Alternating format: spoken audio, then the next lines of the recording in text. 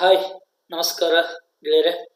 ಇವತ್ತಿನ ಈ ವಿಡಿಯೋದಲ್ಲಿ ಕನ್ಕ್ಯಾಟಿನೇಟ್ಸ್ ಫಾರ್ಮುಲಾ ಬಗ್ಗೆ ತಿಳಿದುಕೊಳ್ಳೋಣ.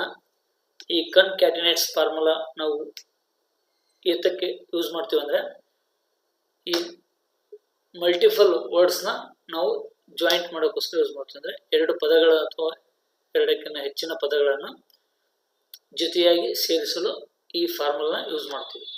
ಹೇಗಂತ ಈಗ ಫಾರ್ಮುಲಾ ಮೂಲಕ ನೋಡೋಣ. ಈಕ್ವಲ್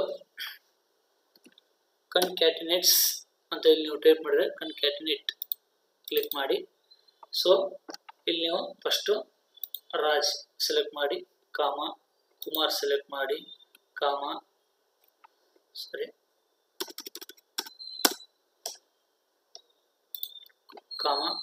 ಸಿಂಗ್ ಸೆಲೆಕ್ಟ್ ಮಾಡಿ, ಬ್ರ್ಯಾಕೆಟ್ ಕ್ಲೋಸ್ ಮಾಡಿ, ಎಂಟರ್ ಮಾಡಿ. ಸೊ ಏನಾಯಿತು, ರಾಜ್ಕುಮಾರ್ ಸಿಂಗ್ ಆಯಿತು.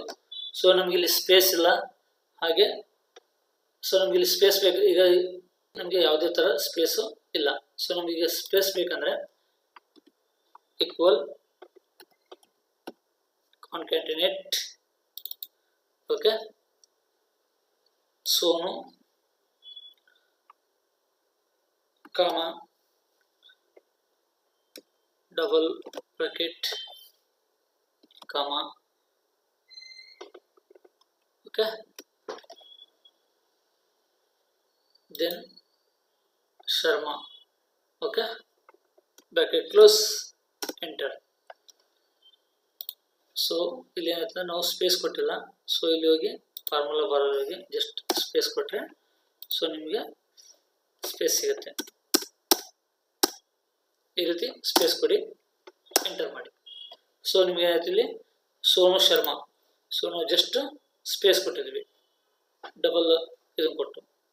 ಸೊ ಹಾಗೆ ಇವಾಗ ನಾನು ಇನ್ ಬಿಟ್ವೀನ್ ಈಗ ನನಗೆ ಆ್ಯಂಡ್ ಸಿಂಬಲ್ ಬೇಕು. ಸೊ ಅವಾಗ ಏನು ಮಾಡೋದು ಅಂದರೆ ಈಕ್ವಲ್